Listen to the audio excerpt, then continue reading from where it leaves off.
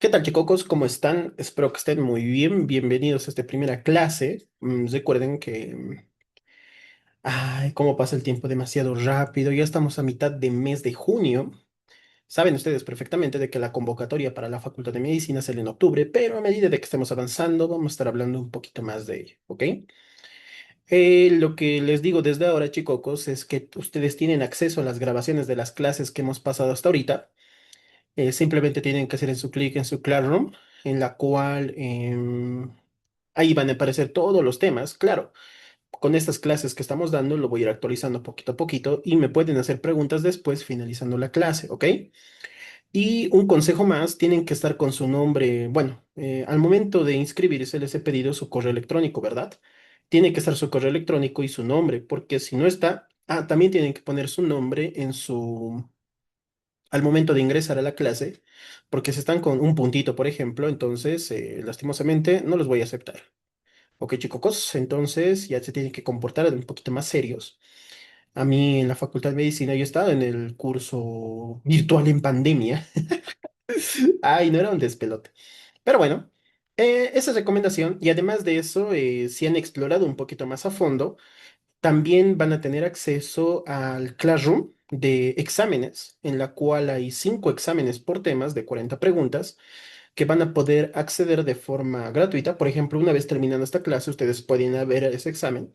Yo les recomiendo que resuelvan primero con su libro, resuelvan las preguntas con su libro. Como son 5 exámenes, resuelvan los 5 exámenes con su libro, ¿no? Ya, buscan la palabra, ya tratan si estás ahí, ya. Esa es otra manera de estudiar. Una vez de que terminen el examen, ya terminan los 5 exámenes con su libro, recién resuélvanlo ustedes solos. Y así van a memorizar todo lo que se encuentra en esos exámenes. ¿Ok, chicos? Hagan caso. El tiempo pasa volando. Ya estamos mitad de año. Junio, julio, agosto, septiembre, octubre. Falta muy poco ya para que salga la convocatoria. Algunos dicen que van a cambiar el texto, bla, bla, bla, bla, pero la célula siempre va a ser una célula, por si acaso, siempre va a ser una célula, ¿ok? Bueno, esas son las recomendaciones. Cualquier pregunta que quieran hacerme, el WhatsApp está ahí abierto, yo les contesto cuando ustedes quieran. Les puedo mandar un mensaje de audio, lo que sea, pero también está la inteligencia artificial, ¿no? Oye, sí, me ha quitado mucho trabajo, pero el trabajo del bueno.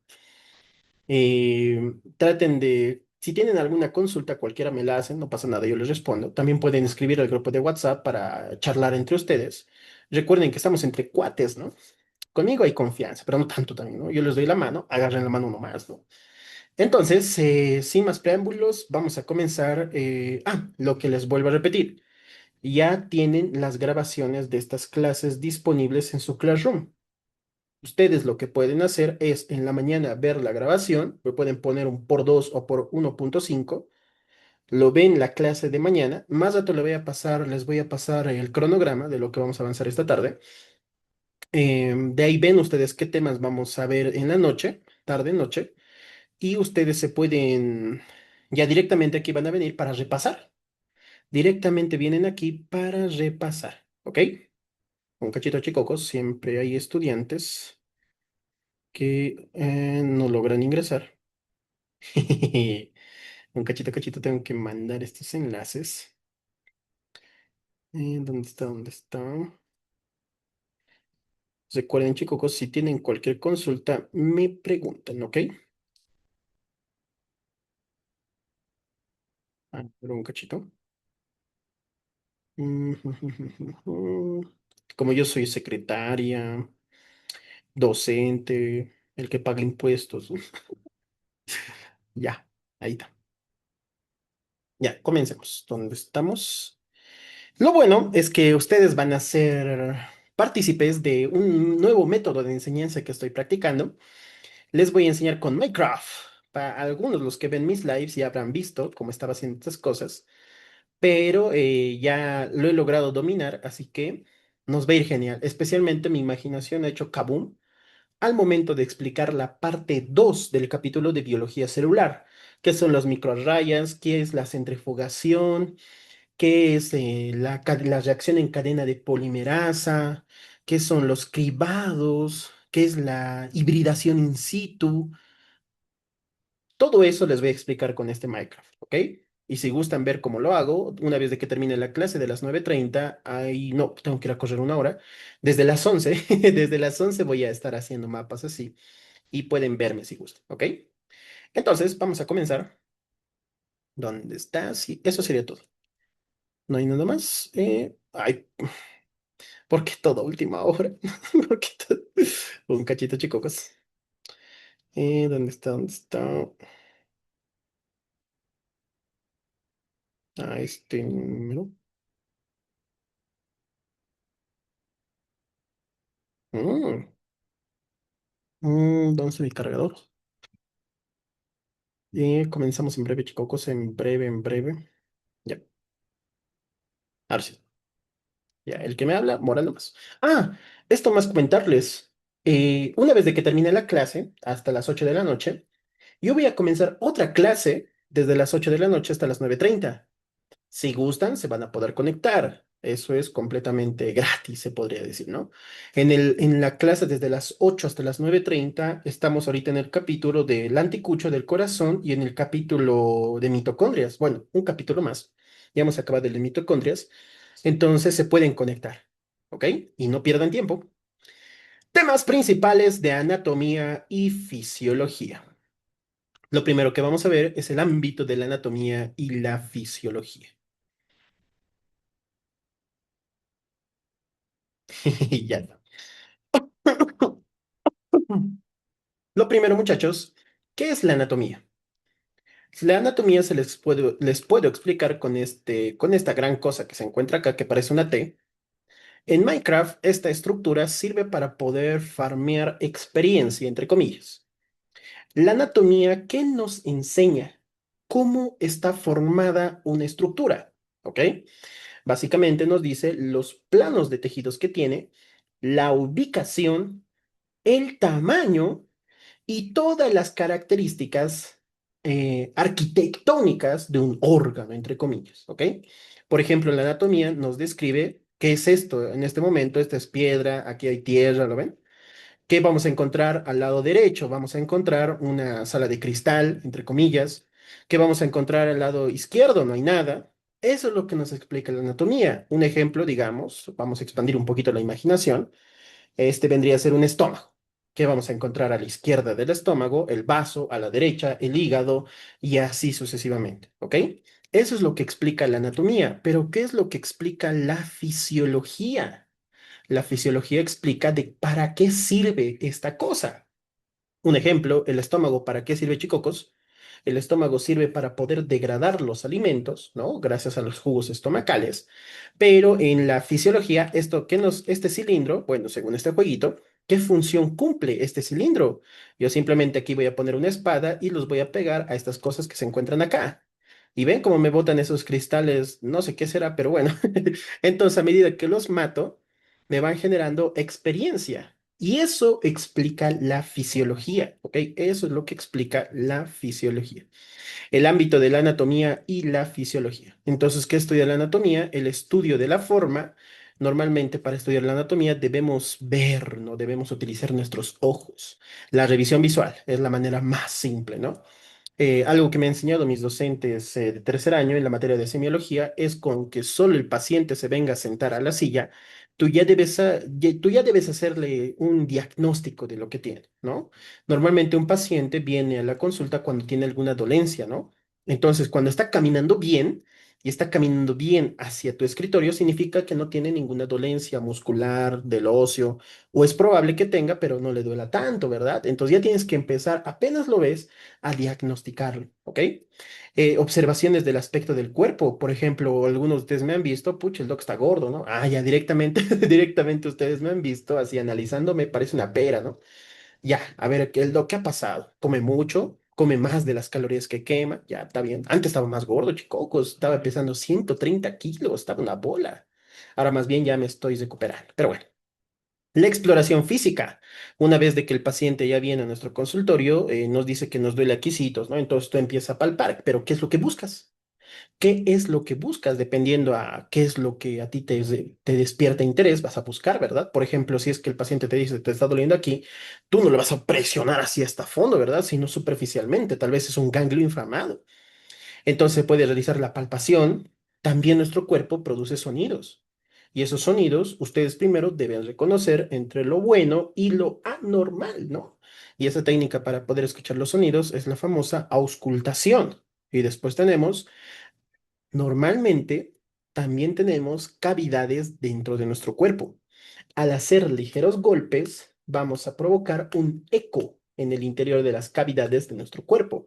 También tenemos que saber diferenciar los sonidos que se producen mediante esos golpes.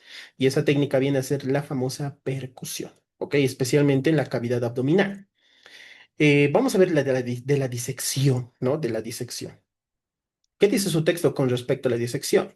Normalmente la disección es cortar y separar de manera cuidadosa los tejidos para poder estudiarlos, ¿no ve?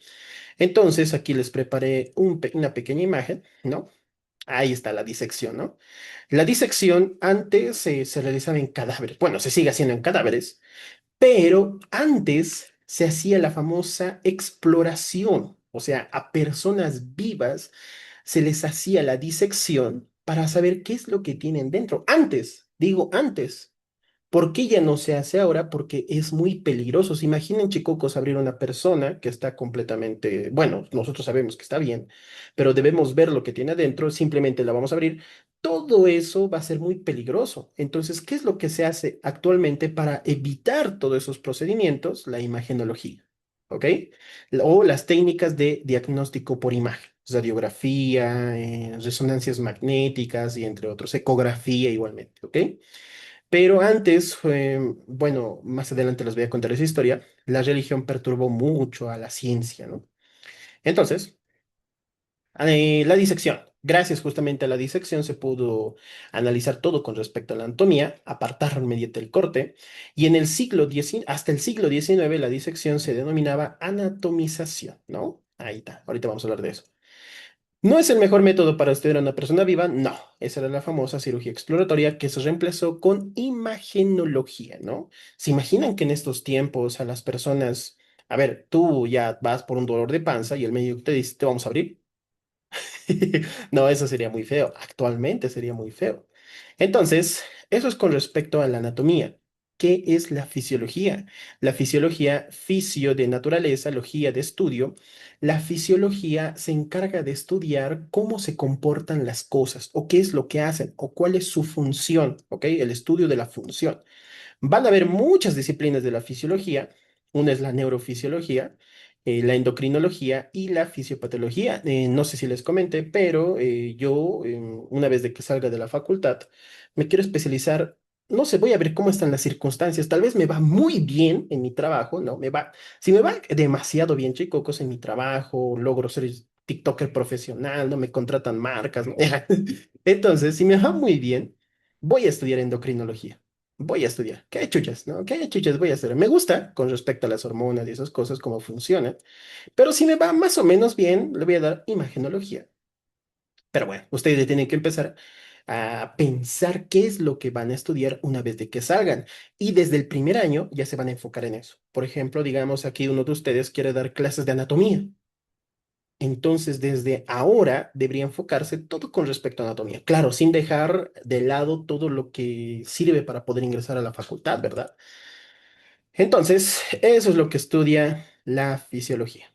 Ahora veamos los orígenes de la ciencia biomédica. Vamos a ver cómo nació todo este campo de la ciencia de la investigación médica, ¿ok? Normalmente la ciencia progresó mucho, demasiado, chicos, que es demasiado, en estos últimos 50 años. O sea, de 1950, entre comillas, hasta ahora. Bueno, este texto se escribió en el año 2010, entonces sería 1960, ¿no? Entonces, casi desde el año 1960 hasta ahora, la tecnología y la ciencia avanzó demasiado. Que en los 2500 años que pasaron, porque nos estamos ahorita en el año 2026, ¿verdad? ¿Se imaginan que la ciencia hubiera avanzado desde el año 1000? Chicos, si la ciencia hubiera avanzado desde el año 1000, ahorita ya no. Oye, ¿cómo sería la cosa? No, mi cabeza está por explotar. Pero bueno. Pero ¿quién ha detenido todo el avance de la ciencia? La religión. Antes la religión eran, bueno, eran muy extremistas, demasiado, que no apoyaban justamente todo lo nuevo que se descubría. Hasta que, bueno, vamos a ver la historia. El legado de los griegos y los romanos. Hace aproximadamente 3000 años se encontró justamente información de que médicos de Mesopotamia y Egipto ya estaban empezando a tratar a las personas con la naturaleza, fármacos vegetales, sales, fisioterapia y sanación mediante la fe. Y ahí es cuando ingresó una de las personas más importantes hasta la época. Aquí se les he puesto a nuestro personaje. Vamos a ir a este Coliseo romano, porque este era bueno, vivía en esas épocas, ¿no? De los griegos y los romanos, que es el famoso Hipócrates. Aquí está el Hipócrates. O también conocido como, oye, oye, mostrate. El Hipócrates o el, no, no me llores. Hipócrates o el padre de la medicina. No, ya, bueno, ya lo han visto, ¿no? Entonces está un poco temeroso. Hipócrates, chicocos, él dijo lo siguiente, aquí está, aquí está. Le dijo a todos sus estudiantes que dejen de atribuir a las enfermedades a los dioses o a los demonios. O sea, Hipócrates, antes, bueno, imagínense, hace 3000 años, todo era mediante la fe. Pensaban que había demonios, ángeles, dioses, bueno, toda esa gama de espectros imaginarios, ¿no? Entre comillas, ¿no? Entonces, Hipócrates decía, fue uno de los primeros pensadores en decir, no, esto nada que ver. Entonces les decía todo eso a sus estudiantes, ¿no? Ahí están sus estudiantes, los he encerrado. Entonces, Hipócrates fue considerado el padre de la medicina y a todos los médicos que salen de la Facultad de Medicina dicen el famoso juramento hipocrático. Yo no lo sé, todavía no salí. Uy, el día que él salga, va a estar genial. Uy, me voy a licenciar con mis primeros estudiantes. Para mí no pasa nada, chicos, pero sería genial. Uy, no, ese día me voy a motivar demasiado. Lastimosamente, como a mí ya me dicen Doc, ya no es lo mismo. Me recuerdo la primera vez que me han dicho Doc. Uy, estaba feliz, chicos, estabas de contra feliz. Pero ahora todo el mundo me dice, ya no es lo mismo. Pero bueno, continuemos. Entonces, Hipócrates, el padre de la medicina, entre los años 460 y 375 antes de Cristo. Este formuló el código de ética, el famoso juramento hipocrático, ¿no? Hipócrates decía que dejemos de atribuir la enfermedad a la actividad de dioses o demonios. Después hay otro personaje de los griegos y los romanos, que fue Aristóteles. Este Aristóteles estaba mucho más loco, vamos a ir a su casa, que se encuentra acá. Este estaba mucho más loco. Este era uno de los primeros filósofos, un cachito voy a tardar un poquito. Ahí está su estatua de Aristóteles, ¿no? Este era uno de los primeros filósofos en hablar sobre anatomía y fisiología. Pucha, tan arriba lo he puesto. Este Aristóteles es un... Ahí está. ¿Dónde estás? Ah, aquí está. Aristóteles, entre los años 384 y 322 antes de Cristo. Esta persona, este filósofo, sí creía en los demonios. O sea, decía que las enfermedades están atribuidas a la naturaleza de los demonios. Entonces aquí dejé, fue un filósofo, por si acaso fue un filósofo, el primero en escribir, claro, vea, un filósofo, el primero en escribir sobre anatomía y fisiología, ¿no? Oye, tú estás loco, ¿por qué creías en eso? Toma. Entonces, Aristóteles, uno de los primeros filósofos en escribir acerca de la anatomía y la fisiología, creía en las enfermedades que tenían, bueno, supuestamente, según su perspectiva, decía que las enfermedades eran o tenían causas sobrenaturales. Entonces, una pregunta de examen es siempre que te ponen al revés a Hipócrates y Aristóteles. Siempre, siempre, siempre. Entonces, después vamos a ver a otro, bueno, a otro científico de esa época, que fue llamado Claudio Galeno. Vamos a salir por la rejilla y vamos a entrar por la ventana. ¿Qué hará más que vuele, no? ¿Dónde está? Ah, ¿qué tal? No, esto no es. Esto es, o un cachito chicocos, no me acuerdo. Estoy al revés. Ah, no, estaba al revés. Es que, ¿qué se les viene a la mente, chicocos, cuando escuchan Claudio Galeno? A mí se me viene a la mente el gallo Claudio. Entonces puse gallos. Ahí está, abriendo puerta. Oye, ¿dónde están?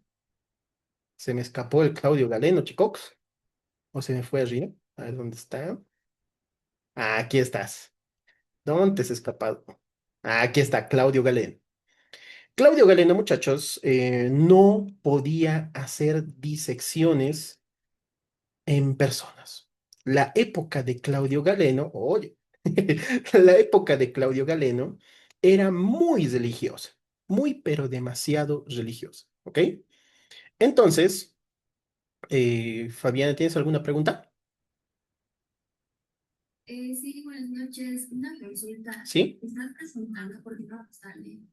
¿No te sale?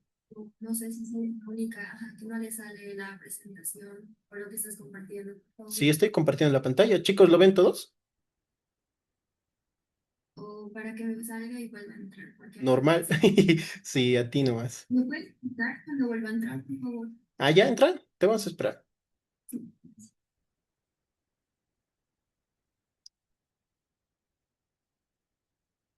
Ya. A ver, ¿dónde está? ¿Dónde está? Mostrar mi pantalla de todos modos. Ya. A ver, vamos a esperar un cacho. Ya. Mientras tanto, decíamos que en la época de Claudio Galeno la disección estaba prohibidísima. Estaba recontra prohibida. ¿Ok?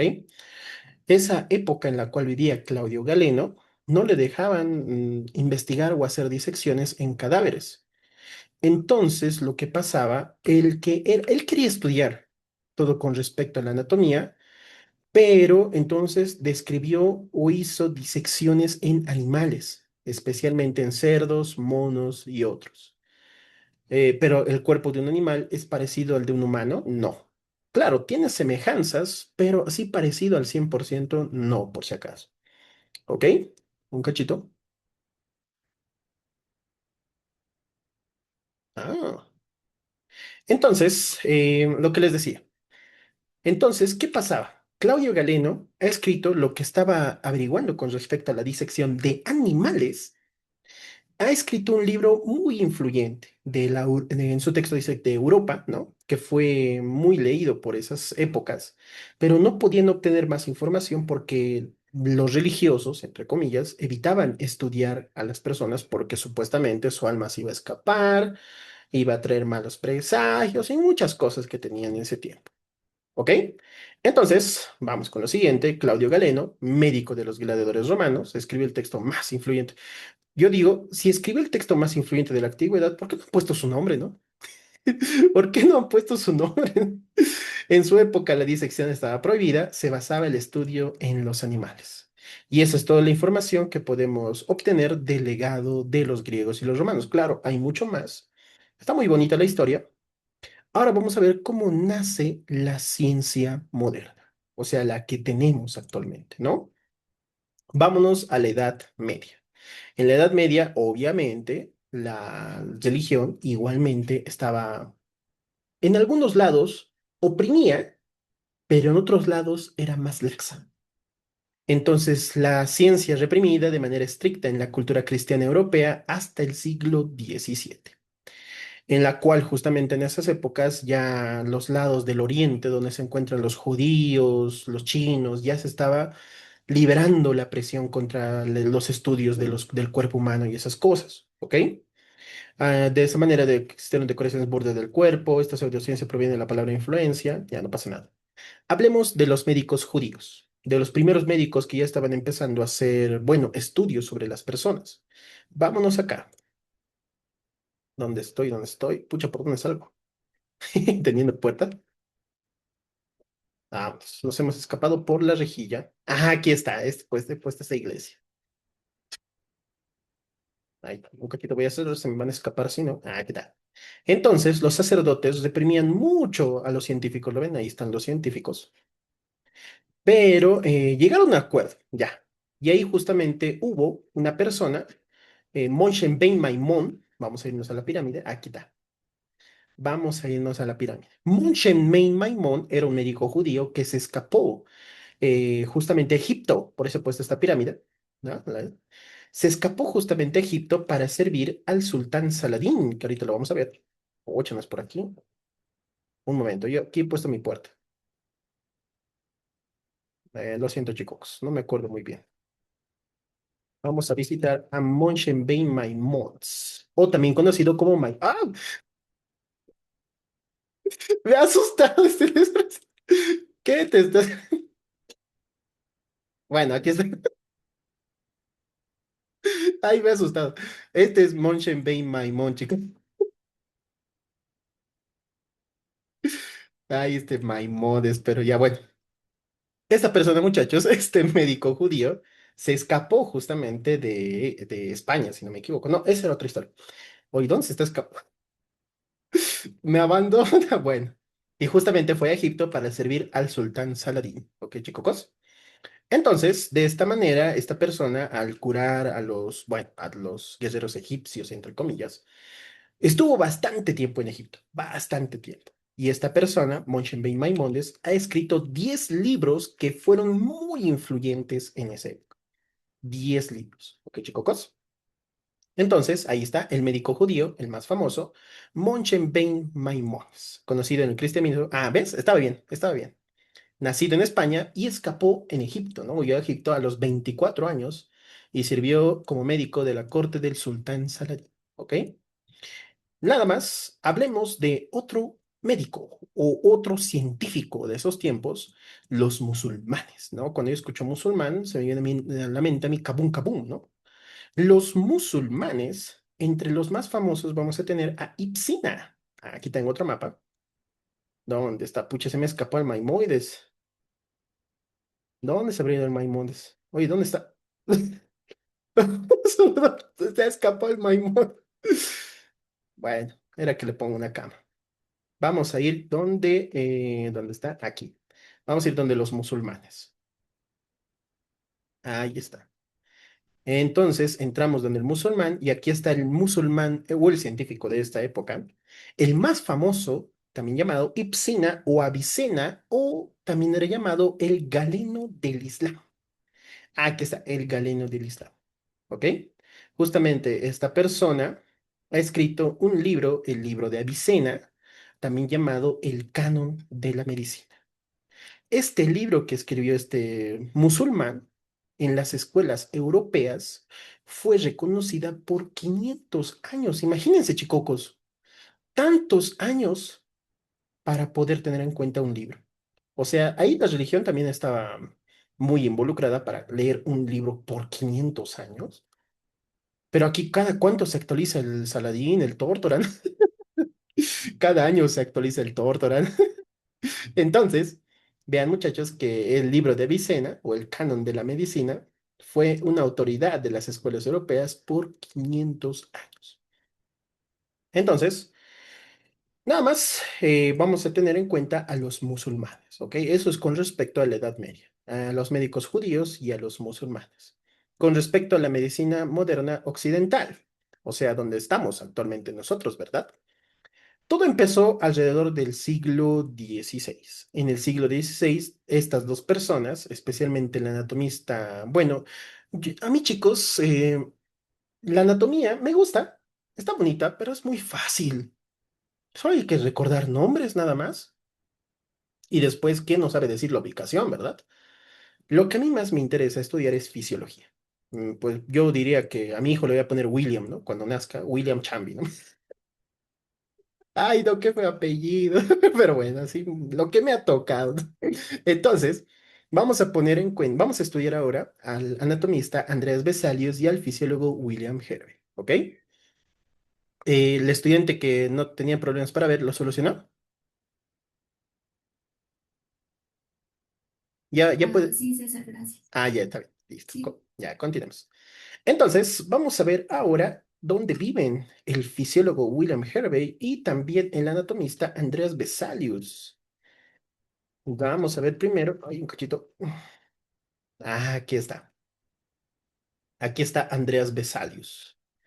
Justamente Andreas Vesalius estaba en Italia. En el tiempo de Andreas Vesalius, aquí está Andreas Vesalius, la religión ya fue mucho más laxa. fue una de las primeras personas que ya pudo hacer disecciones en cadáveres. Oye, ¿qué estás haciendo? ¿Por qué te pusiste de mí detrás, no? Entonces, vean, ahí está todos los cadáveres que ha diseccionado, ¿no? O sea, él ya tenía ya una aprobación, entre comillas, de todos los religiosos para poder empezar a examinar los cuerpos. Pero imagínense, chicos, el primer cuerpo que examinó, obviamente, ¿por qué creen que lo puse aquí al aire libre? Un cuerpo a los 4 días ya huele fatal. ¿Se imaginan estudiar en un ambiente cerrado un cuerpo? Así en esta época era muy difícil, ¿ok? Entonces se tenía que estudiarlo así al aire libre, contrarreloj. También los docentes eran también muy malos, entonces rápidamente estudiaban, venían, hay una historia corta, ¿no? Venían los barberos quirúrgicos, creo que dice su texto, y sacaban los órganos y mostraban, y así los estudiantes tenían que leer una y otra vez, repasar. Entonces, él decía que el galeno tenía errores. Ah, ¿ves esta partecita? Oye, ¿es cierto? Andrés Vesalius, ya al leer el libro de Galeno, bueno, pero Galeno no le dejaban hacer disecciones. Creo que Galeno decía de que tenemos un hígado en forma de bananas, algo por ahí decía, ¿verdad? Pero todo lo que dijo Galeno ya fue descartado gracias a la investigación de Andrés Vesalius, ¿ok? Obviamente a Galeno no le dejaban hacer disecciones, solo tenía animales para realizar las mismas, ¿verdad? Entonces, 5 lóbulos en forma de guante de béisbol. Ah, ¿ves? Así. Pero nuestro hígado no tiene esa forma. No tiene esa forma. Es por eso que he puesto todos estos ganchos que se encuentran acá y esas cosas, ¿ok? El anatomista Andreas Vesalius.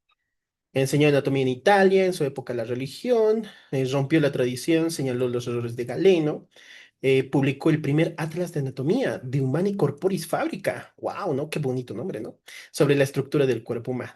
Inició una rica tradición de ilustraciones médicas. Ahora vamos a ver con el fisiólogo. Yo diría que es mi héroe, ¿no? El fisiólogo William Hervey. Chicos, ¿qué se les viene a la mente cuando escuchan Hervey o Harvey, ¿no? A mí se me viene a la mente aquí está el fisiólogo, ¿no? Ahí está. Este es el fisiólogo William Hervey. No sé si ustedes han visto la serie de Suits de los abogados. Yo digo que este es Hervey, ¿no? Hervey Specter, ¿no? Entonces, a William Hervey se lo reconoce por sus estudios de la circulación sanguínea.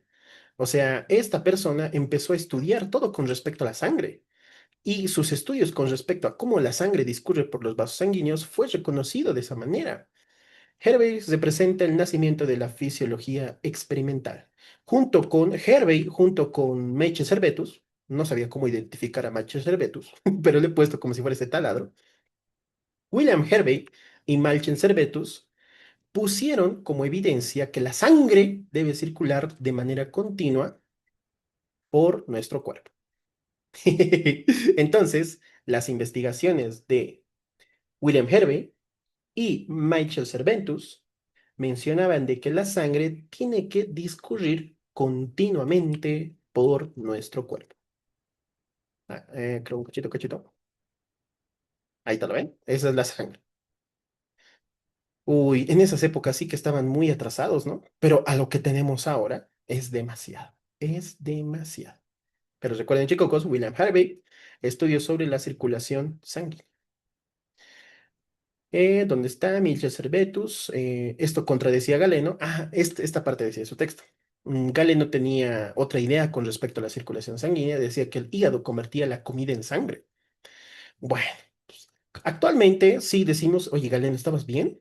Estás loco, ¿no? Pero imagínense estar en su época, empezar a descubrir todo. Claro, las primeras ideas no siempre van a ser buenas, pero a medida que va avanzando el tiempo, ya se van perfeccionando.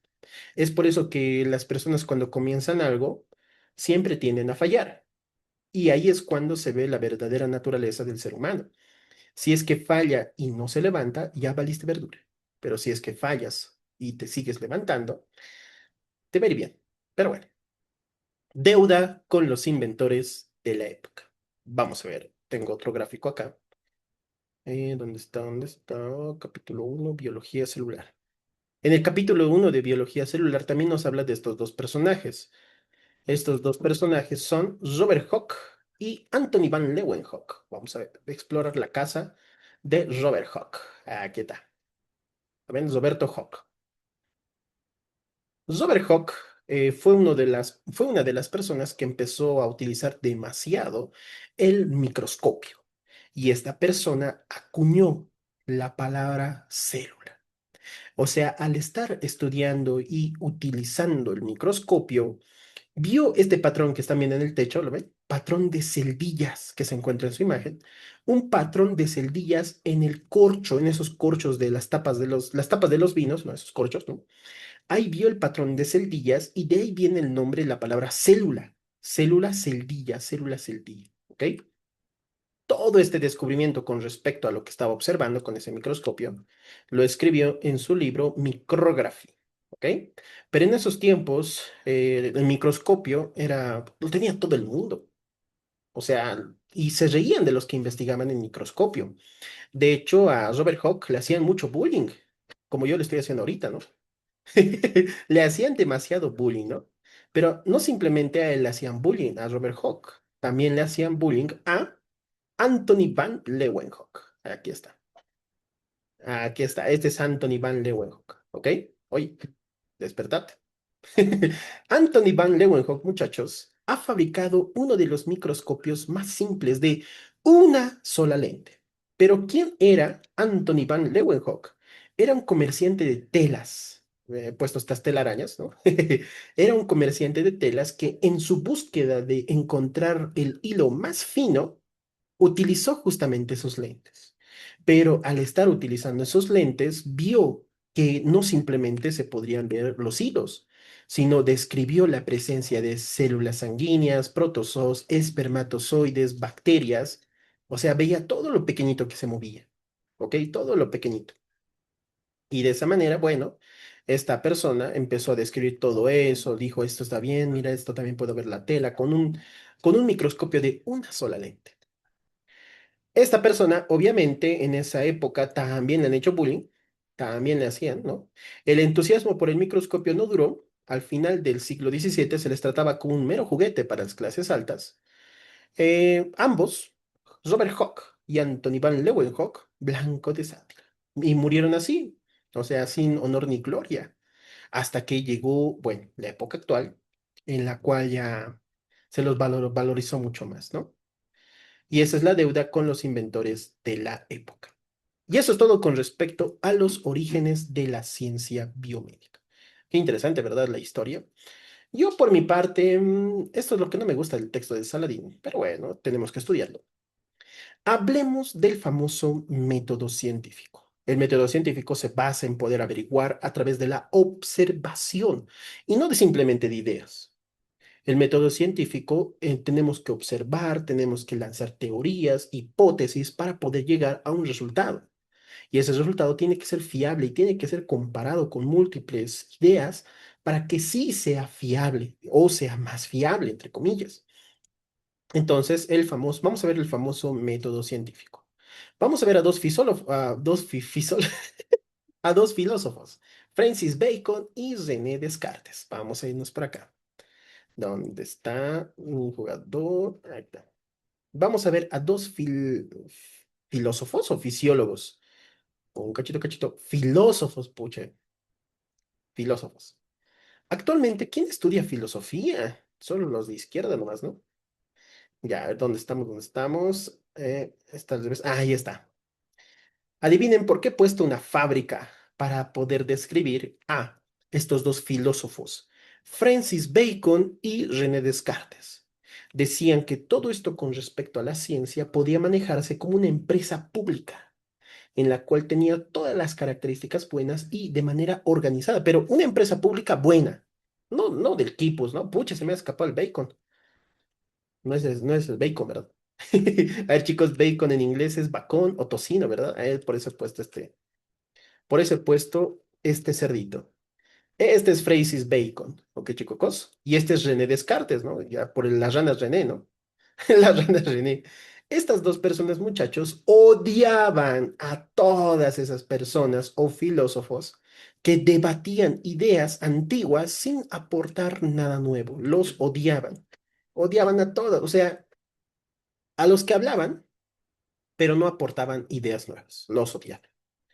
Y ahí está justamente René Descartes y Francis Bacon. Vamos a hablarlo primero, aquí. Imaginaron la ciencia como una empresa mucho más grande y sistemática, lo que les mencioné. Había una enorme posibilidad para la salud y el bienestar de los seres humanos, o sea, ellos tenían en su mente poder organizar todito de manera muy buena para que todo sea mucho más eficiente. Bacon delineó una manera sistemática de buscar similitudes, diferencias, tendencias de la naturaleza y desarrollar generalizaciones útiles para partir de hechos observables. Si se han dado de cuenta, estos métodos que estamos viendo ahorita, si ustedes lo emplean en su vida, van a evolucionar. Habrán escuchado mucho eso en los videos, ¿no? Pero los pequeños hábitos hacen a las personas, ¿verdad? Yo, por ejemplo, ya no estoy comiendo pollos coco. Pero bueno, crearon nuevos hábitos para el pensamiento científico. Vamos a hablar de lo primero, el famoso método inductivo. El método inductivo fue descrito por primera vez por Bacon. Bueno, hasta aquí nomás he podido hacer, vamos a ver, el famoso método inductivo. Ahí está el método inductivo. El método inductivo se basa, bueno, lo describió por primera vez Francis Bacon, en la cual se basa en múltiples observaciones. Hay que hacer, eso digamos que son ojos, hay que hacer múltiples observaciones. ¿Dónde está mi bicho? Y tenía que estar un bicho. Bueno, digamos que estoy yo, ¿no? Múltiples observaciones para generalizar, observar y dar después una perspectiva de qué es lo que pasaría. ¿Ok? El proceso mediante en la cual se hacen numerosas observaciones hasta que se adquiere la confianza para realizar generalizaciones y predicciones a partir de ellas. Un ejemplo, digamos, yo estoy aquí, ¿no ve? Me están observando bastante. La primera idea, ya me han observado mucho. La primera idea, Doc, está gordo. Entonces voy a hacer una predicción. Si no se cuida, tal vez le dé un ataque cardíaco, un accidente cerebrovascular. Estás haciendo una predicción de lo que me pasaría en base a la observación. Y eso es el famoso método inductivo. ¿Ok? El método inductivo. Un ejemplo, a ver, yo les voy a hacer una observación, a ver, a cada uno, no, bueno, así nomás, ¿no? Les hago una observación a cada uno. Y bueno, ahí yo sacaría mis conclusiones de quién podría aprobar, ¿verdad? Pero ustedes me darían las ideas, ¿verdad? O sea, ya, Doc, yo estudié bastante, después de terminar la clase voy a resolver los exámenes. Uy, ya, ahí yo observo de que tú sí le estás poniendo ganas. Y si al ponerle más ganas vas a tener más chance de poder ingresar. Ya estoy realizando una predicción en base a lo que estoy viendo. Método inductivo. ¿Ok, chicos? Entonces, lo que se sabe de anatomía proviene del método inductivo. Pregunta de examen. Lo que se sabe de anatomía proviene del método inductivo. ¿Por qué? Porque durante la anatomía vamos a observar múltiples veces un órgano. El estómago, el vaso, el hígado. Se ha tenido que observar un chingo de veces un órgano. Entonces, pregunta de examen, lo que se sabe de anatomía proviene del método inductivo. ¿Ok? Múltiples observaciones para sacar después un criterio y después interpretar las ideas. Imagínense, chicos, he hecho todo lo que acaban de ver en 3 días. Ay, no, y lo acabo de dar en... Ah, ya va a terminar la clase. Lo voy a dar en media hora, no, 1 hora casi. Es demasiado, pero bueno. Lo que se sabe de anatomía es producto del método inductivo, la ciencia. Ahora vamos con el método hipotético deductivo. Lo que se sabe de fisiología es adquirido del método hipotético deductivo. En el método hipotético deductivo, el investigador plantea un interrogante. ¿Para qué sirve? Esa es la interrogante o la hipótesis, ¿ok? Entonces, si decimos para qué sirve, estamos refiriéndonos a para qué o cómo funciona. Funciona fisiología, ¿verdad? Entonces plantea una interrogante y forma una hipótesis, una especulación informada de la respuesta a una posible pregunta. ¿Cómo debe estar formulada una buena hipótesis? Debe ser compatible con lo que ya se sabe, debe contar con la posibilidad de ser demostrada, obviamente. Si la hipótesis no es demostrada, entonces no es una hipótesis, ¿no? Es como lanzar palabras al aire nomás. ¿Y eso es bueno? No. Si tenemos una hipótesis o una idea, debemos decir de dónde estamos sacando esa idea, ¿verdad? Porque si decimos así nomás por decir, ahí nuestro nivel intelectual está bajando demasiado. Entonces, justamente gracias a este método hipotético deductivo, Lo más importante, lo que van a preguntarles, la fisiología. Todo lo que sabemos de fisiología se sabemos gracias a él. También tenemos la capacidad de refutación. Hay que refutar las ideas, decir, no, eso está mal. Esto está mal por esto, por esto, por esto. También para la refutación hay que tener una idea de lo que estamos diciendo. Por ejemplo, a ver, aquí yo tengo un rascador, ¿no? No sé por qué, pero a mí me gusta rascarme la espalda. ¿Lo ven? Aquí está. Entonces, en el método hipotético deductivo, ustedes solo al ver este rascador ya van a decir, ah, el doc con eso se rasca la espalda, ¿no? Listo, ya están sacando justamente una hipótesis. ¿Y cómo saben? Porque ustedes ya han visto este rascador en diferentes partes o en diferentes tiendas, ¿verdad? Pero seguro va a haber un estudiante que diga, no, eso no sirve para que les rasquen la espalda al doc, es para que coma su comida, ¿no? Porque parece un tenedor, ¿no? Bueno, ahí está refutando la idea, ¿ok? Y así, muchachos, surgieron las interrogantes, las ideas, que, por ejemplo, ¿cómo funciona el estómago? Hubo una persona que en el estómago esas cosas pasaban otras cosas. Había otra persona que decía, no, yo he encontrado evidencia de que en el estómago no pasa así, pero he encontrado en las aves, especialmente que no tienen jugo gástrico, pero nosotros somos humanos, las aves son otras cosas, las aves comen piedritas para poder machucar dentro de su estómago los alimentos. O sea, no tenemos el mismo estómago. Ah, ya, ya. Entonces, esa es la capacidad de refutación. Entonces, se debe tener la capacidad de especificar qué prueba se realizaría para demostrar que es incorrecta, ¿no? Cualquier cosa que no fuera posible refutar como incorrecta, entonces no sería científica. Eso es como decir palabras al aire, hablar por hablar. Y eso es lo que hacen los políticos. Bueno, continuemos. Ese es el famoso método hipotético deductivo, que nos describió la mayor parte de la fisiología. A través de una pregunta nace una respuesta posterior. Oye, qué buena frase. Me dio un momento Hipócrates, ¿ya? Nada, mentira, continúes. Vamos a hablar del diseño de experimentos. Con respecto al diseño de experimentos, esto no es importante. Bueno, un resumen sobre el diseño de experimentos. Para hacer un experimento debemos tener bastantes variables que con respecto a lo que queramos buscar, vamos a tener que buscar una respuesta, pero ¿cómo? Planteando hipótesis, dudas, ideas.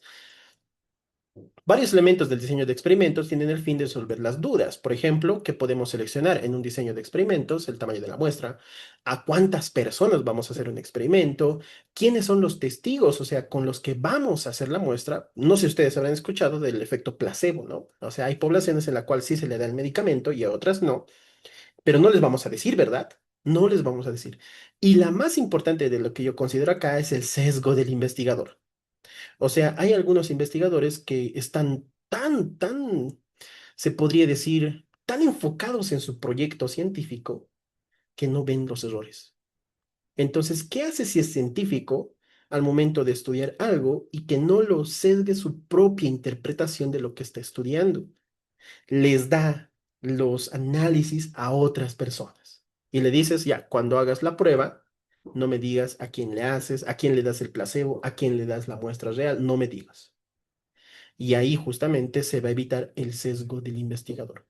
Yo también considero el sesgo del investigador como cuando un docente se equivoca y esa equivocación la quiere volver verdad. O sea, ustedes creo que lo han pasado o no. Bueno, si lo han pasado, van a compartir mis ideas. Pero hay docentes en la cual se equivocan y ustedes saben que se han equivocado, pero esa equivocación lo quieren volver verdad. No sean como ellos. Ustedes rompan ese ciclo.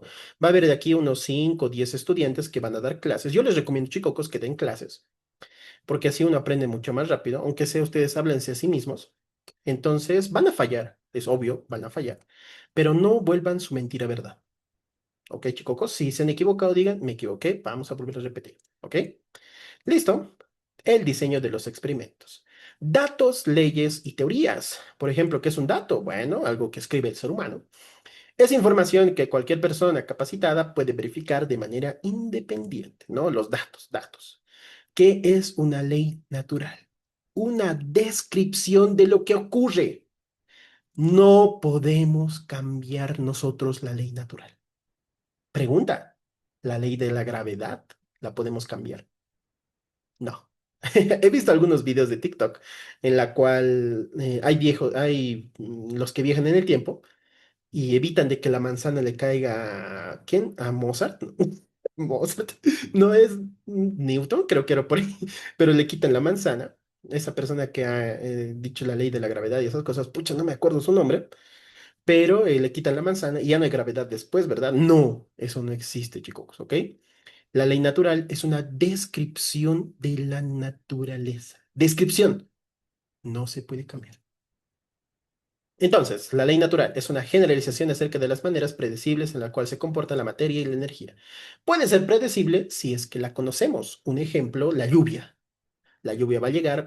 Hay personas que ya saben cuándo va a llover, ¿verdad? Pucha, me duele mi rodilla, va a llover, ¿no? Entonces, ¿se puede predecir? Sí. Si es que se lo sabe muy bien, se lo sabe. El resultado de un razonamiento inductivo basado en observaciones repetidas y confirmadas. Obviamente, nosotros vamos a adquirir mucho más conocimiento sobre una ley natural si es que constantemente lo vemos, ¿no? Por ejemplo, el día y la noche, ¿verdad? Vamos a ver, hay bastantes leyes. Un ejemplo, la ley del apareamiento de las bases complementarias. Esto es con respecto al ADN. La citosina siempre se une con la guanina y la timina siempre se une con la adenina, ¿no? Esta es la ley de las bases complementarias. Otra ley es la famosa ley de Boyle, que es el volumen de inversamente proporcional a el espacio. La ley de Boyle hace referencia que el volumen es inversamente proporcional a la presión.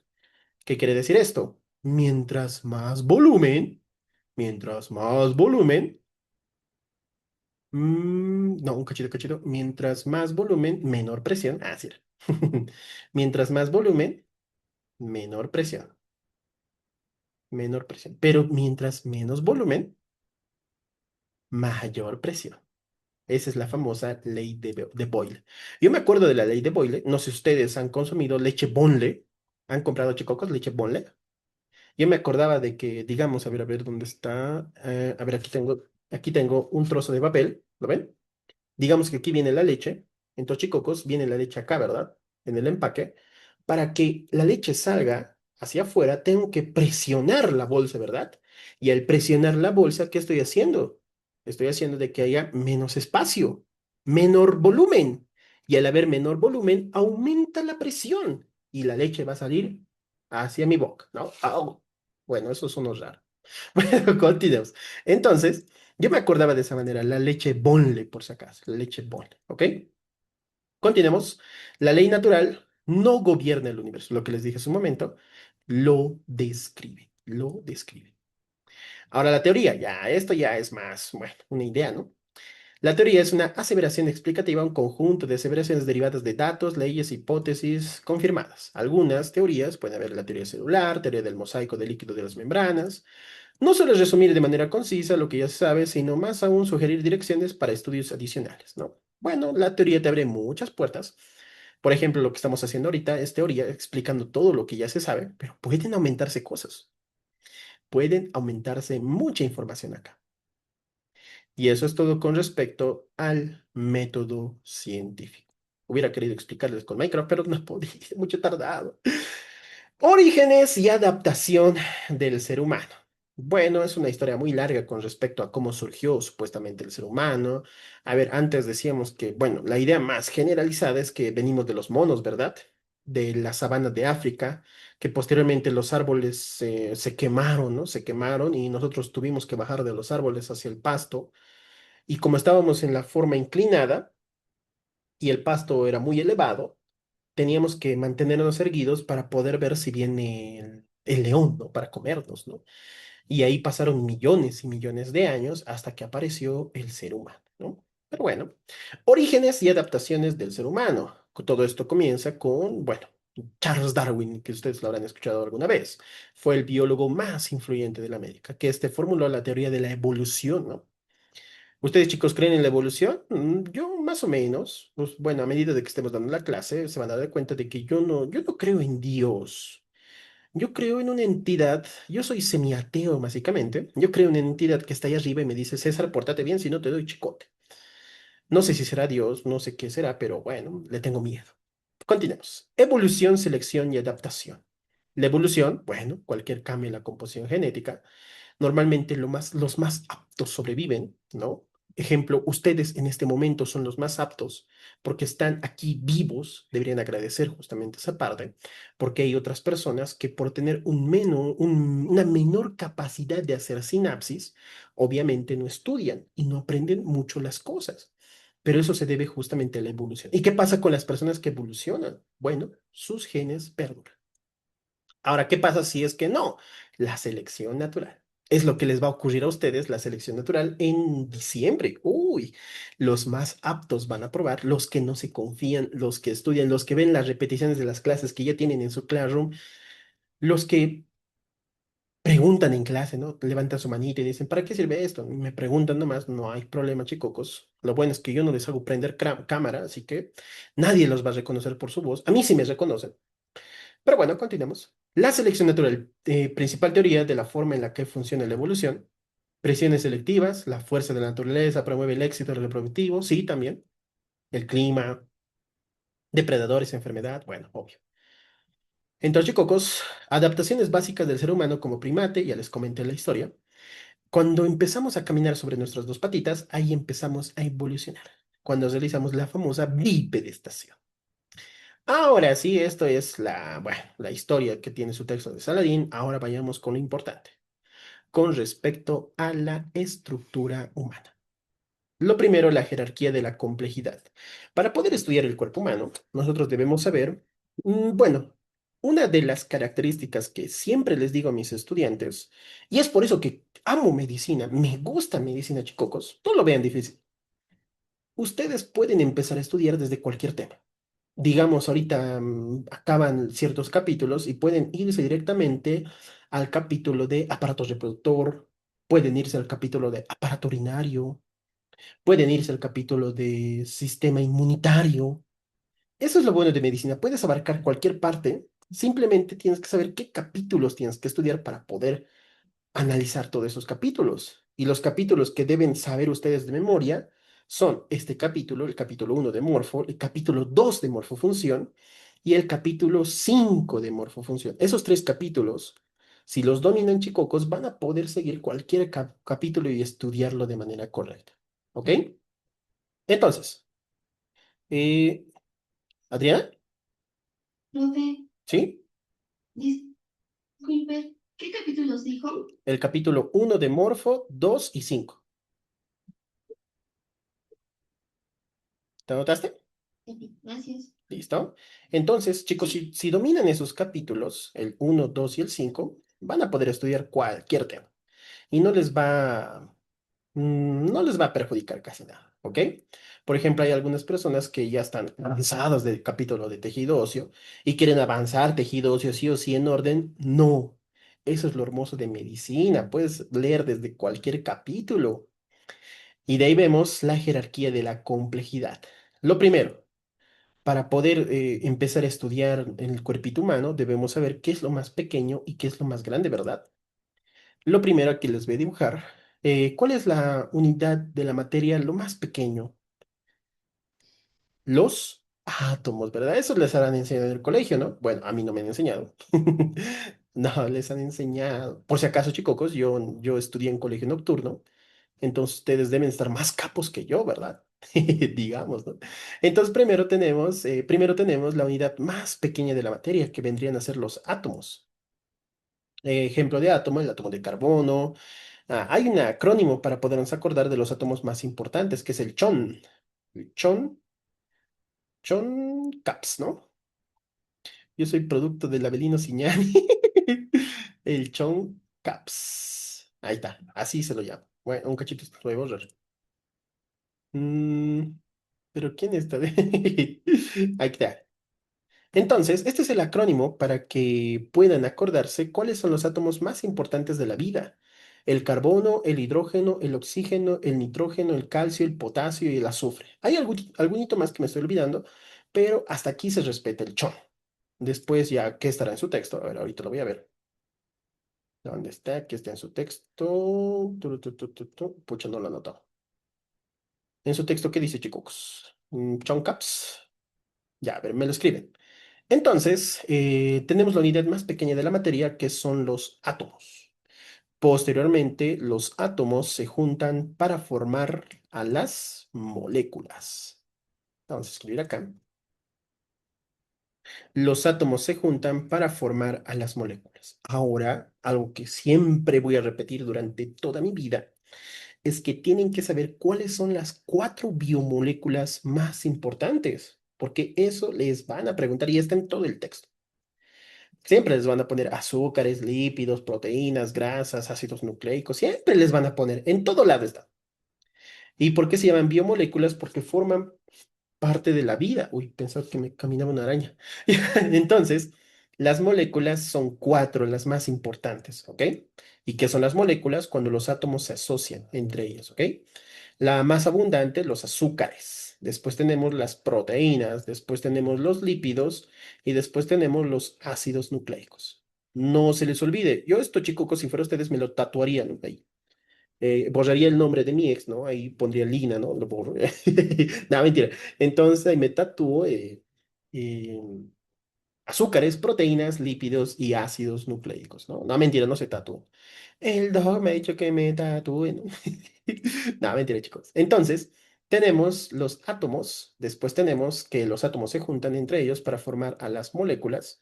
Después, las moléculas, los azúcares, proteínas, lípidos y ácidos nucleicos, se juntan para formar a las células. A las células. Las células son las unidades estructurales y funcionales, o sea, forman la estructura de nuestro cuerpo y nos dan la función de todo ser vivo, de todo ser orgánico. ¿Ok? Entonces, ¿qué es una célula? Es el conjunto de moléculas. Las moléculas se han juntado para formar a la célula. Posteriormente, las células se han juntado entre ellas para formar ¿qué? ¿Para formar qué, chicocos? Los tejidos, ¿no? Los tejidos. Entonces, ¿qué vendría a ser un tejido? Una agrupación celular, un grupo de células que tiene un origen embrionario, el mismo origen embrionario. ¿Ok? Ahí está. Ese es un tejido. Ahora ustedes esto deben saber cuántas clases de tejido hay, es lo más básico. Cuatro clases de tejido, ¿verdad? Tenemos el tejido epitelial, tejido conjuntivo o conectivo, tejido muscular y tejido nervioso, ¿verdad? Eso lo vamos a ver en el tema 5 del morfofunción, que esto también tienen que saber. Y lo que, bueno, tienen que hacerse un mapa del común denominador, qué es lo que tiene cada tejido, aunque normalmente siempre se analiza solo el tejido epitelial y el conectivo, porque los otros dos son muy sencillos. Posteriormente, los tejidos, que son grupos de células, se juntan para formar ¿qué? Los órganos. Los tejidos se juntan para formar a los órganos. Un ejemplo de órgano, el anticucho, el corazoncito. ¿Ok? ¿Qué tejidos tiene el corazón? Los cuatro. El corazón está formado por cuatro tipos de tejidos. A ver, primero, el tejido epitelial. ¿Qué epitelio se encuentra en el corazón? El endocardio, que es una continuación del endotelio. A ver, epitelial, conjuntivo. Grasa, al corazón lo rodea grasa, y la grasa es una clase de tejido conjuntivo. ¿Qué otro tejido más? El muscular. El corazón, músculo cardíaco, y el cuarto tipo de tejido, el tejido nervioso, tiene su propio sistema de conducción del corazón, pero también viene a las aurículas y a todo el corazón la vía simpática y parasimpática del sistema nervioso. Entonces, el corazón está formado por cuatro tipos de tejidos y vean que ese es el siguiente nivel, el órgano, ¿ok? Y después del órgano viene el nivel de eh, órganos y, no, era aparatos y sistemas. El siguiente nivel es de aparatos y sistemas. Pero, ¿qué es el nivel de aparatos y sistemas? Este nivel ya agrupa a los diversos órganos en aparatos. Por ejemplo, el corazón, a qué aparato pertenece? Al aparato cardiovascular. El estómago, ¿a qué aparato pertenece? Al aparato digestivo. El pulmón, al aparato respiratorio. El cerebro, al sistema nervioso. Entonces, vean, primero tenemos átomos, moléculas, células, tejidos, órganos, aparatos y sistemas, y posteriormente estos aparatos y sistemas se juntan para formarnos a nosotros, el organismo. El organismo. Ya lo que estamos acá, ¿no? Somos nosotros el organismo. Y esos son los niveles, chicocos, en los cuales estamos constituidos. Y eso es lo más básico que deben saber. Y está en su texto. El organismo, pero está al revés, ¿no? Está al revés, ¿no? El organismo está compuesto por un sistema de órganos, bueno, los sistemas o aparatos. Los sistemas de órganos están compuestos por órganos. Los órganos están compuestos por tejidos. Los tejidos están compuestos por células. Oye, si era una araña. Los, com- los tejidos sí están compuestos por células, las células están compuestas por orgánelas, bueno, los orgánelos por moléculas, las moléculas por átomos y un átomo, bueno, una molécula por lo menos está formada por dos átomos, ¿no? Entonces, chicos, esos son los niveles yo diría los niveles de estructuración. El organismo es el individuo único y complejo. Ahora, ¿qué es el reduccionismo? Teoría que un sistema grande y complejo como el cuerpo humano puede comprenderse mediante el estudio de sus componentes más simples. Eso es lo interesante. El reduccionismo, si ustedes se ponen a analizar la palabra, menciona algo pequeño. O sea, podemos estudiar y comprender cómo funciona nuestro cuerpo sin necesidad de saber qué es lo que hay en todo nuestro cuerpo, sino debemos saber para qué sirve cada parte. Y es por eso que otra vez les digo que me gusta estudiar medicina. Y es por eso que también hay especialidades, o sea, traumatología, cardiología, neurología. O sea, en esas especialidades te vas a encargar de estudiar una parte. Claro, vas a saber lo demás, pero te vas a especializar en una parte de nuestro cuerpo, ¿no? Y eso viene a ser justamente el reduccionismo. ¿Qué es el holismo? Teoría complementaria que afirma que el organismo como un todo tiene nuevas propiedades. Yo cuando escucho holismo se me viene a la mente los hippies que no es posible pronosticar a partir de propiedades de partes separadas. Bueno, el holismo supuestamente que todo el ser humano es más que la suma de sus partes. Bueno, según el holismo, no simplemente somos un cuerpo, sino también somos lo que nos rodea. Pero en parte tiene sentido. Por ejemplo, una persona ¿se puede enfermar por su entorno? Sí. Digamos que hay muchos problemas en tu entorno, tu novio, tu novia te está engañando y tú lo querías bastante, ¿no?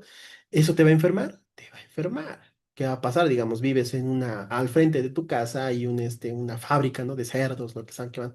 ¿El humo te va a degradar poquito a poquito? Sí. Entonces el holismo dice que todo lo que nos rodea igual pertenece a nosotros y nos puede afectar. El ser humano es más que la suma de sus partes. Variaciones anatómicas. Esto es interesante. Y de aquí salió una pregunta de examen con respecto a la variación anatómica. Todos somos diferentes. Sí, pero estructuralmente somos iguales. ¿Qué quiere decir eso? ¿Todos tenemos corazón? Sí. ¿Todos tenemos pulmones? Sí. ¿Todos tenemos estómago? Sí. Bueno, excepto a los que se les han quitado, ¿verdad? Entonces, van a haber algunas pequeñas diferencias que van a hacer que seamos diferentes, pero de manera muy general, casi todos somos similares. General, pero de manera específica, cada uno de nosotros es diferente. De esa manera vemos uno de estos complementos, la famosa transposición visceral y otras anomalías inusuales. 8.000 personas nace una con una normalidad. Vamos a ver la primera, que es la transposición visceral o el situs inversus. El situs inversus, los órganos de la cavidad abdominal y torácica se encuentran invertidos. El situs inversus, o sea, normalmente, a ver, ¿dónde se encuentra el vaso? El vaso se encuentra en el lado izquierdo, justo en el hipocondrio izquierdo, pero en el situs inversus se va a ir al otro lado, al lado derecho. Pero hay dos clases de situs inversus. Tenemos en la cual un órgano nomás se mueve a un lado, pero hay otros casos en la cual todos los órganos se vuelven inversos. A ver, chicos, ¿cuál es el más feo? Según ustedes, ¿cuál es el más feo? ¿En la cual un órgano simplemente cambie de posición o que todos los órganos cambien de posición? Según yo, el más feo sería que un solo órgano cambie de posición, porque ese ya va a ser afectado. Perfecto, ya estaban diciendo. Un solo órgano si cambia de posición, eso es lo más feo. Porque si cambian toditos, entonces todo va a funcionar normal. Entonces, vamos a ver justamente el situs perversus. Un solo órgano ocupa una posición atípica. Un ejemplo, el riñón de la pelvis. Bueno, aquí está, ¿no? El riñón de la pelvis. ¿Esto es normal? No, esto no es normal. Y esto de hecho puede traer múltiples fallas a nuestro cuerpo, porque los riñones son los responsables de controlar el volumen de sangre en nuestro cuerpo. Entonces, a lo que le estaba hablando hace un momento, es la transposición visceral no completa. O sea, un solo órgano ha pasado al otro lado. transposición visceral no completa. Eso sí va a causar mucho daño. Pero ¿qué pasa si ocurre la transposición visceral completa? Ah, no pasa nada. No, no, no se le causa. Está genial. Claro, va a estar invertido, pero va a funcionar normal, porque todo se ha invertido, ¿no? Todo. Pero uno nomás, ya valiste verdura. Y en el situs perversus, el órgano no está donde debería estar. No, está en otro lado. Ay, qué feo, ¿verdad? Hay algunas personas que siguen viendo ahí. Les puedo comentar una anécdota. Yo, chicos, tengo un esqueleto real que me lo compré, está hace tiempo. Me lo compré en 3.000 bolivianos, un esqueleto real de una señora donde vivía en alquiler. Me dijo, ¿no quieres comprar un esqueleto? Tengo, es de mi abuelo. ¡Ah! Es su abuelo, no. Abuelito. O sea, yo digo, pucha, ¿qué habrá pagado el abuelo para terminar de esa manera, no? Pero bueno, y me lo han vendido y cuando me da sus vértebras, tenía 8 vértebras cervicales, 8 vértebras. Es por eso que todos somos diferentes. Podrían haber anormalidades que podrían ser, no afectar en nada, pero otras sí pueden afectar. Yo creo que esa persona habrá sido cuelluda y su cuello de ganso habrá sacado, ¿no? Pero bueno, continuamos. Función humana. Veamos qué tenemos acá. Características de la vida. La característica que ayuda a distinguir a los seres vivos de los seres inanimados. Bueno, ¿cuál es el átomo presente en la vida, en los seres vivos? El carbón, por si acaso, el carbón. Todo lo que tenga carbono es un ser orgánico y los que no estén compuestos por carbono son inorgánicos, por si acaso, ¿ok? Características que ayudan a distinguir a los seres vivos de los objetos inanimados. Bueno, ¿nosotros qué hacemos? Nos organizamos, ¿no? Nuestro cuerpito está bien organizado. Los seres vivos, animados, están compuestos por células. También nosotros hacemos el metabolismo, ¿no? ¿Qué es el metabolismo? La suma de todos los procesos químicos que pasan en nuestro cuerpo. ¿Y cuáles son esos procesos químicos que pasan en nuestro cuerpo? El famoso anabolismo, catabolismo, ¿ok? El anabolismo, ¿qué es? Construir algo grande a partir de algo pequeñito, ¿no? Lo que están haciendo ustedes ahorita.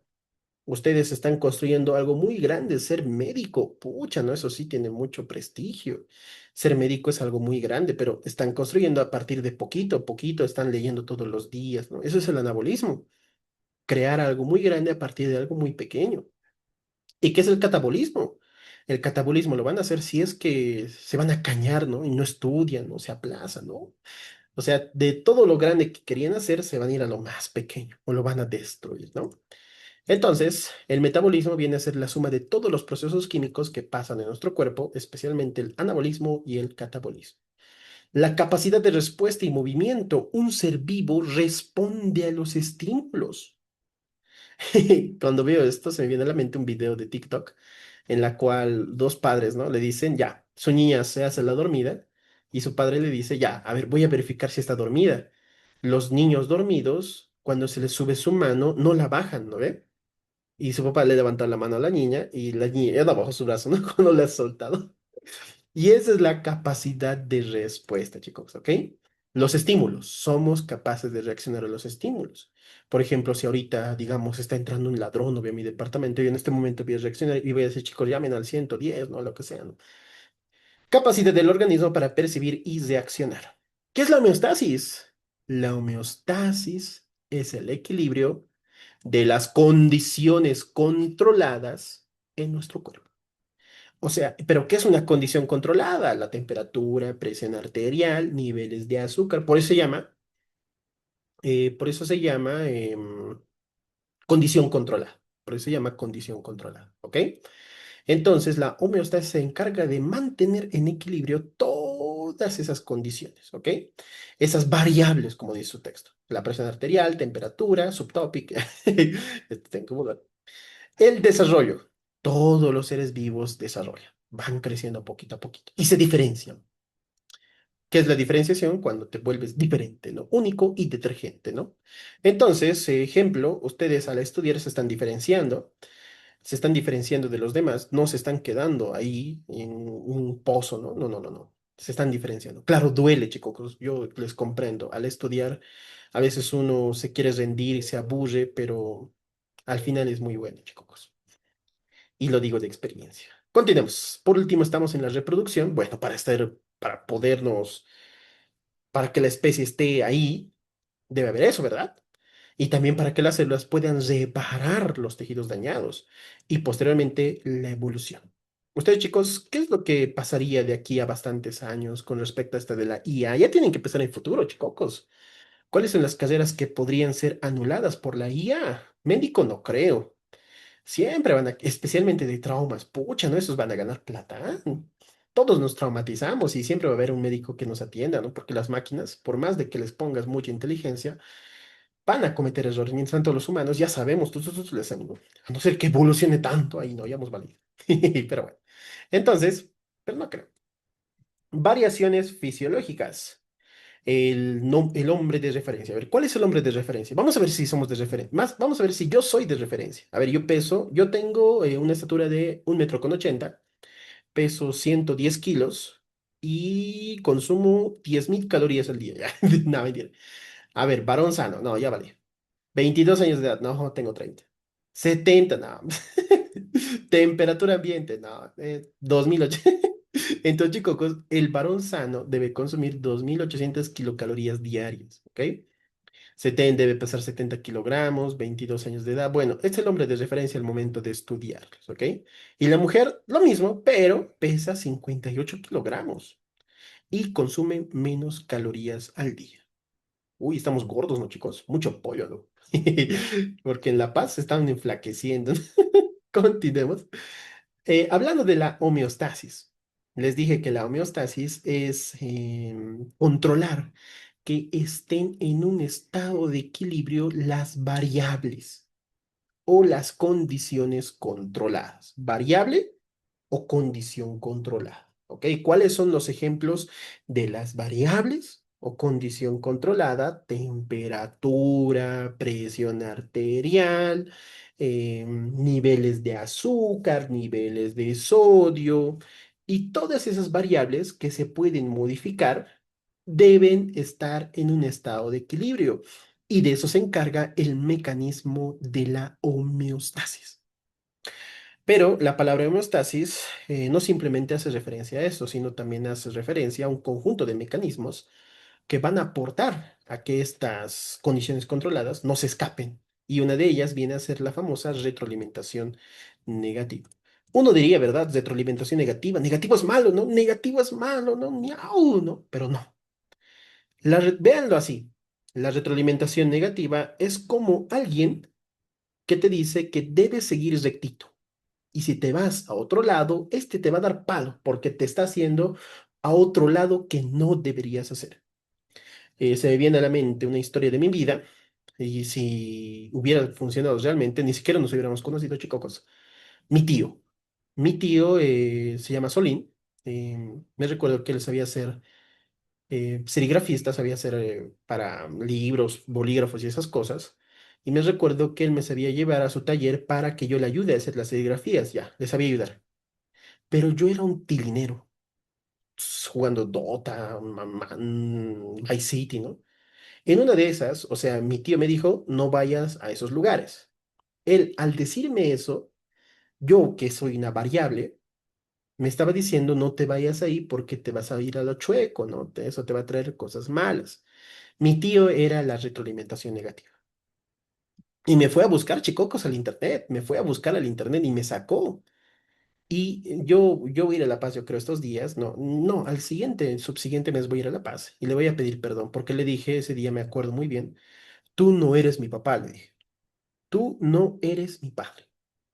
Desde ese momento, chicos, no me volvió a molestar mi tío. Yo creo que lo herí, ¿verdad? Pero también era un chico, ¿no? También era un chico así, tilinero, ¿no? Lo negativo es bueno y lo positivo es malo. Lo positivo es malo. Entonces, de esa manera se pueden acordar, chicos, traten de ustedes utilizar.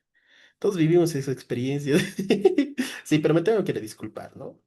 Todavía sigue vivo, así que tengo que aprovechar.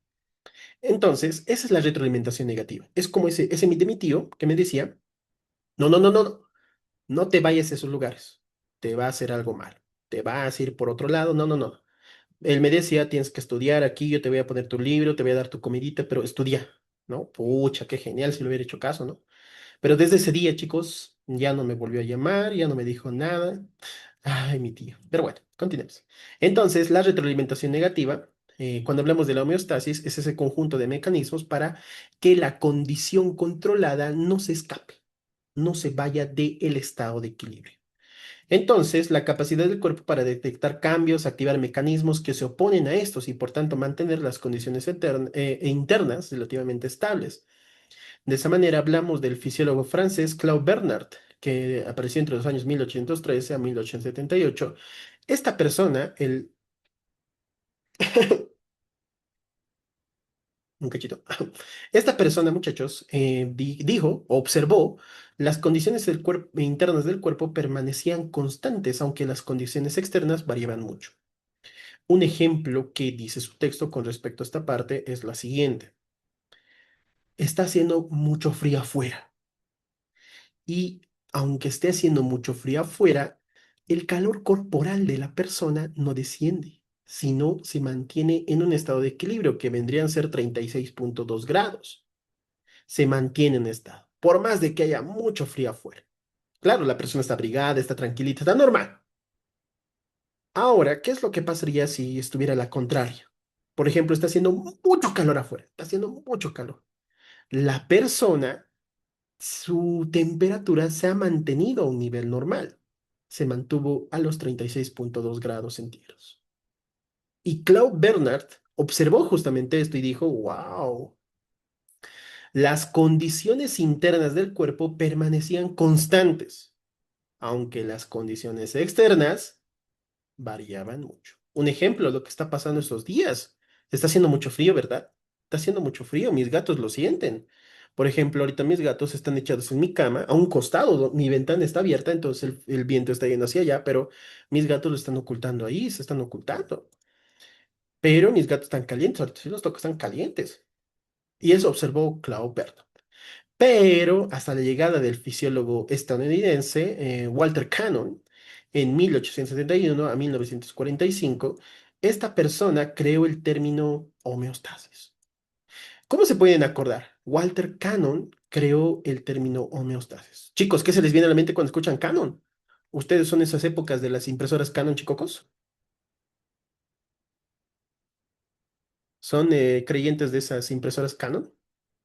¿Han tenido esta impresora, chicocos? ¿Han tenido esta impresora? La impresora Canon. Ahí está, estas impresoras, ¿no? La habrán visto alguna vez, ¿no? El que usa marca Canon es gay. Entonces, imagínense de que esta estaba en un estado de equilibrio, ¿no? O sea, cuando estaba tranquilito y normal, imprimía, ¿no? Pero cuando estaba muy asustado, no imprimía, ¿no? Entonces, no sé, de esa manera me puedo acordar, ¿no? Se hizo Canon. O si tienen una impresora, escriban aquí en la parte superior homeostasis, ¿no? Para que se acuerden, ¿no? Pues escriban ahí en la superficie, homeostasis, ¿no? Ah, Walter Cannon, homeostasis. Él creó la palabra homeostasis, ¿no? Pueden escribir. Entonces, creo el término homeostasis, que es la tendencia a mantener la estabilidad interna. Ya hemos hablado un poco de la retroalimentación negativa de mi tío, ¿verdad? Y me decía, no, César, no vayas al internet, te vas a ir mal. Yo lo veía como negativo en ese momento, ¿no? Pero había sido bueno. Mantiene una variable cerca de su punto de equilibrio, ¿no? Un anemo, el que usa la marca Canon es... Ya, mucha la mnemotecnia. Entonces, la retroalimentación negativa mantiene la variable cerca de un punto de equilibrio, proceso en el cual el cuerpo percibe un cambio y activa los mecanismos que anulan o invierten ese cambio interno, lo que les dije. El equilibrio dinámico se describe por cientos puntos de equilibrio. Un ejemplo, bueno, en este texto menciona que la temperatura corporal es de 37 grados. Bueno, yo tengo otro dato, pero tengo que hacer caso a su texto, no hay de otra. Termostato del cuerpo. El cuerpo va a regular nuestra propia temperatura a partir del sistema de retroalimentación negativa. Por ejemplo, ¿qué pasa cuando está haciendo mucho calor? Está haciendo mucho calor, sudamos, estamos sudando. Además, cuando está haciendo mucho calor, se provoca la vasodilatación. No sé si ustedes, pero cuando está haciendo mucho calor, las personas de tez blanca se ponen rojas, ¿verdad? Cuando se hace mucho calor. ¿Pero por qué se ponen rojas? Porque la sangre está más cercana a la superficie para que se enfríe y además la persona está sudando. ¿Qué es lo que está pasando cuando está haciendo mucho frío? Especialmente con las personas de tez blanca, están pálidas. ¿Por qué están pálidas las personas de tez blanca cuando está haciendo mucho frío? Cuando está haciendo mucho frío, lo que ocurre es que la sangre se guarda en el interior de su cuerpo. Ocurre una vasoconstricción. La sangre se va hacia lo más profundo. Y para calentarnos, realizamos pequeños temblores musculares. Estamos ahí haciendo los pequeños tics, ¿no? Para calentarnos. Esto han preguntado, así que deben tenerlo en cuenta. Listo, chicos, eso es todo por el día de hoy. Nos falta un cierto pedacito, pero lo vamos a ver el día miércoles. Nos falta muy pequeño, pero lo vamos a ver el día miércoles. Eso es todo, chicos. Recuerden, se pueden conectar a la misma clase. Voy a comenzar dentro de 10 minutos. La clase del capítulo del corazón y sí, de corazón. Se me cuidan, chicos. Les voy a mandar el cronograma a su Classroom del turno tarde. ¿Ok? Mañana vio, ¿verdad? Sí, les voy a mandar el cronograma. ¿Ok? Les voy a mandar el cronograma para que lo puedan ver. Se me cuidan, chicos. Cualquier consulta que tengan, me avisan nomás, no hay problema. Esta grabación también va a ser subida para que lo puedan ver una, dos, tres, cuatro, cinco, seis, siete veces cuando quieran. Se cuidan, chicos. No se confíen. Hasta prontito.